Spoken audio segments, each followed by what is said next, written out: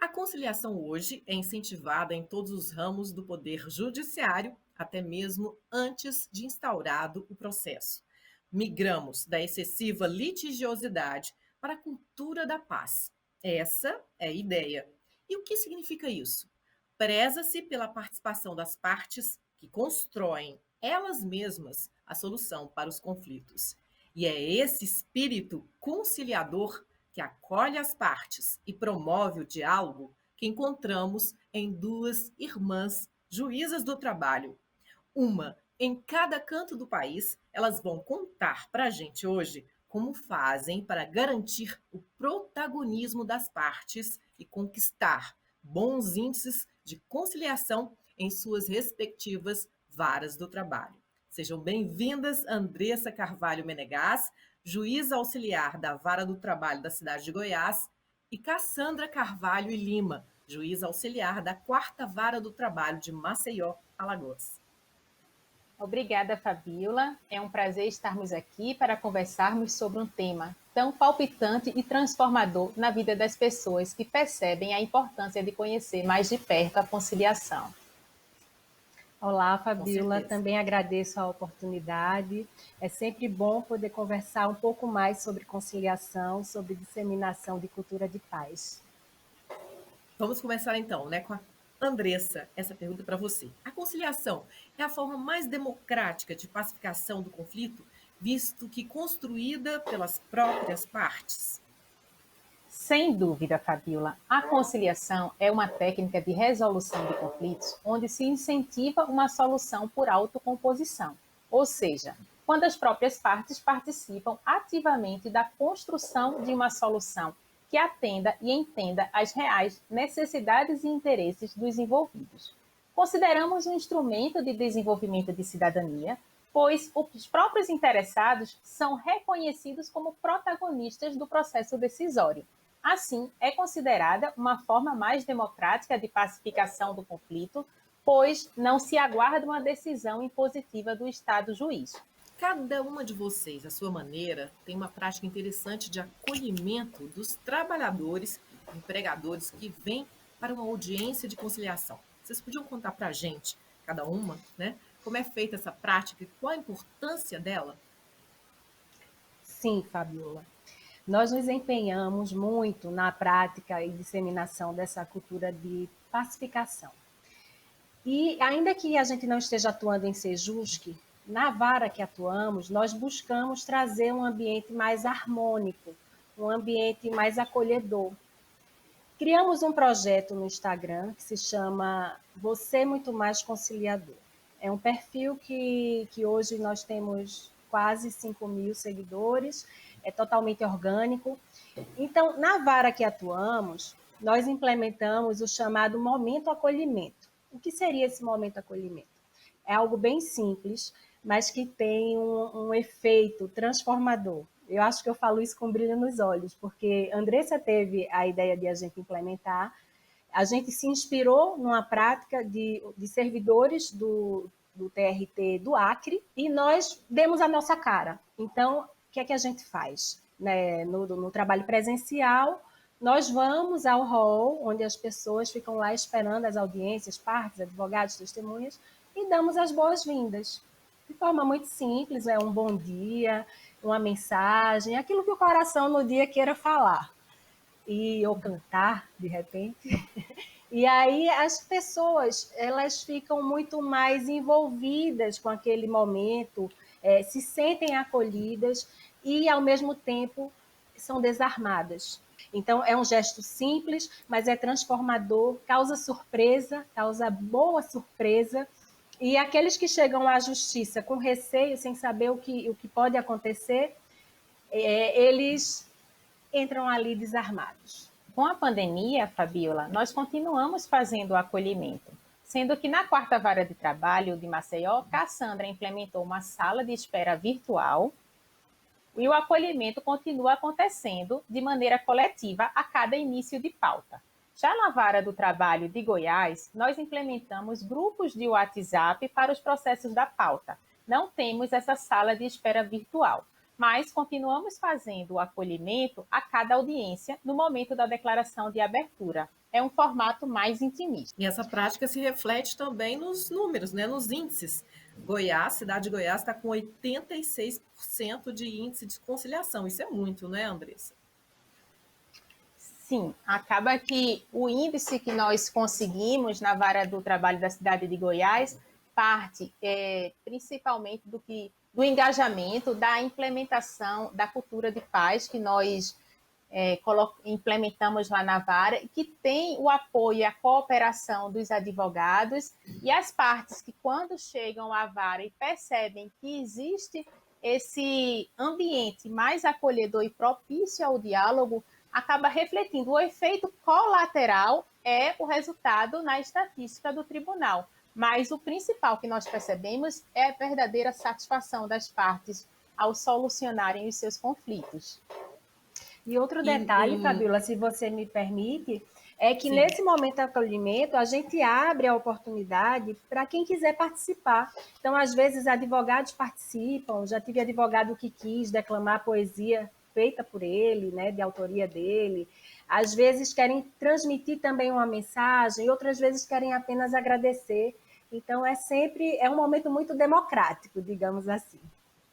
Já que você mencionou isso, você também canta, né, para as partes e advogados, né, junto com 2 servidores. Como é que é isso? Conta rapidamente para a gente. Eu vou contar rapidamente.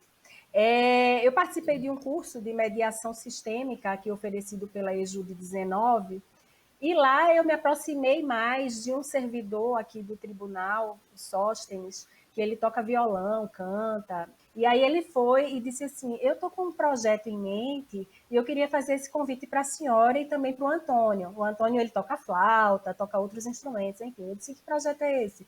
Aí ele, é o MPB Sistêmica. E eu, sim. Aí ele disse, não, a gente cantaria músicas que tocam na alma e que, de repente, isso vai contribuir para a cultura da pacificação social. E é algo que faz muito bem para a gente, como pessoa mesmo, como ser humano, e quem escuta também gosta. Se você quiser, Fabíola, tem um trechinho aí de uma canção autoral. A gente vai passar no final para mostrar para o nosso público aqui. Obrigada. Desde logo agradeço em nome também dos meninos do MPB Sistêmica, Sóstenes e Antônio. São servidores antiquíssimos do tribunal e muito queridos. Com certeza. Ok, Andressa, ok, Cassandra. Nós vamos agora para um rápido intervalo. Hoje estamos conversando com as juízas do trabalho, Andressa Menegais e Cassandra Lima, sobre conciliação, autorresponsabilidade das partes e a importância do acordo na justiça do trabalho. Não saia daí, voltamos já.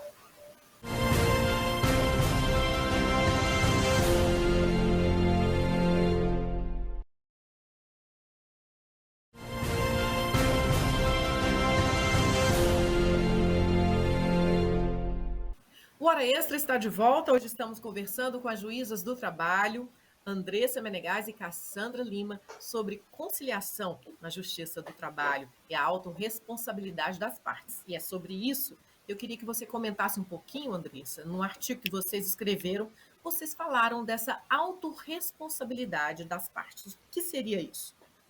Sim, Fabíola, é o seguinte, antes de falar um pouquinho de autorresponsabilidade, eu vou falar só de como a nossa sociedade cresceu dentro de uma cultura da terceirização, da solução. Em casa, quando brigamos entre irmãos, normalmente os pais resolvem, na escola, os professores. E quando nos tornamos adultos, levamos nossas questões para os advogados e para a justiça. E o que é que isso faz? As pessoas não são acostumadas a dialogar para encontrar uma solução. É importante ressaltar que quanto mais cedo aprendermos a lidar com as nossas diferenças, melhor resolveremos os nossos conflitos. Então, uma atitude autorresponsável em uma conciliação é se colocar disponível e contribuir na construção de uma solução conjunta. Para conciliar, é preciso pensar com o outro e não pensar contra o outro. Muito bom. Nós vamos agora para uma pergunta de um advogado, que é o Marcos Vinícius Nascimento.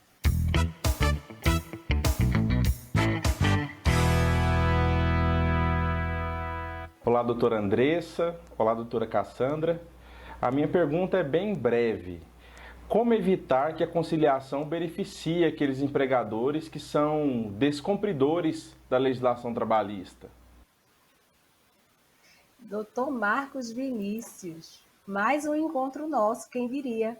Fiz audiência com o doutor Marcos, eu aqui em Maceió e ele em Goiás, agora as telepresenciais possibilitam isso. E aqui tem o senhor fazendo essa pergunta para a gente, bem interessante. Veja só, doutor Marcos, Fabíola, enfim, a conciliação, ela é uma oportunidade de solução, tá? Então, a primeira coisa que a gente deve pensar em relação à conciliação é isso. Bom, o diálogo que ocorre nas tratativas para a conciliação, ele pode, inclusive, desencadear o entendimento do empregador quanto à necessidade de adequação, de ajustes, de medidas preventivas para o regular cumprimento de direitos e evitar novas demandas na justiça. Enfim, então, de outra parte, a conciliação ela também não impede a atuação dos órgãos de fiscalização. Os órgãos competentes para fiscalização, eles podem receber denúncias dos trabalhadores que estão se sentindo prejudicados pelo não cumprimento de eventual direito durante o contrato de trabalho e, né, podem procurar o NPT, podem procurar a Secretaria do Ministério do Trabalho. Então, não vejo como nenhum obstáculo, né? Não vejo como eles caminham juntos, né? Conciliação e oportunidade de resolver questões que naquele momento ensejaram, inclusive, o ajuizamento daquela demanda.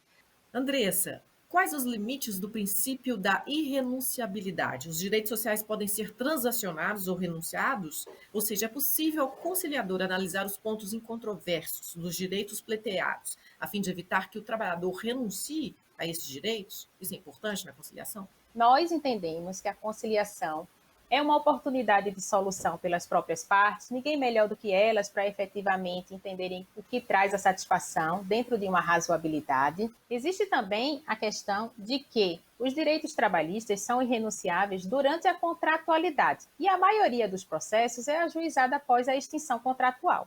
Então, por exemplo, durante o vínculo de emprego, o trabalhador não pode renunciar ao 13º, ele não pode escolher não receber o 13º.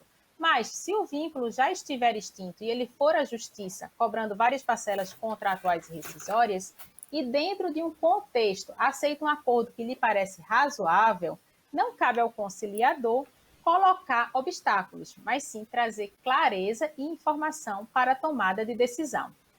Certinho. Bom, para finalizar, só gostaria que você desse o exemplo, né, de uma estagiária que se contaminou por esse espírito conciliador, uma estagiária que passou pela cidade de Goiás e até escreveu um poema, se você pudesse contar rapidamente sobre isso e lesse o poema para a gente. Aí, no fim, a gente termina com a música da Cassandra. Ótimo, Fabiola. Essa história realmente tocou o nosso coração.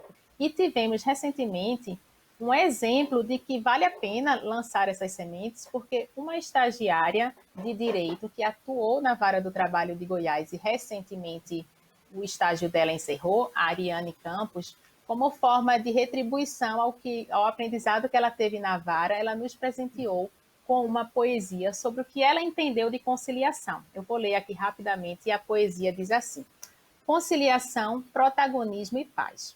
Se eu pudesse os corações tocar, os contagiaria com compaixão. Se eu pudesse as mentes influenciar, as contagiaria com gentileza. Tudo para fazer a harmonia no judiciário reinar e para que as partes entendam que a justiça não é o disputar e que no direito não devemos abusar. É preciso saber reconhecer as boas relações para encarar o conflito sem rancor nos corações e assim protagonizar o nosso próprio sentenciar, deixando de delegar ao outro a responsabilidade de nossa decisão. Eis a importância da conciliação. Que bonito, né? Ela usou palavras, rimas e todo o espírito conciliador está ali, né? Nessa poesia, muito interessante. E agora a gente termina a nossa entrevista. Infelizmente não dá mais para conversar, está muito interessante. Eu agradeço vocês, muito obrigada pelos importantes esclarecimentos aqui hoje. Obrigada, Fabiola. Obrigada.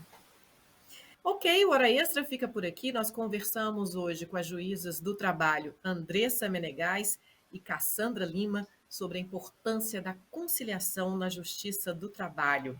Essa entrevista também pode ser assistida pelo canal do TRT no YouTube. E não deixe de acompanhar mais notícias da Justiça do Trabalho em Goiás pelas redes sociais, pela rádio web, pelo portal do TRT. Até a próxima semana. E agora a gente vai ficar com a música da doutora Cassandra e dos servidores lá de Maceió.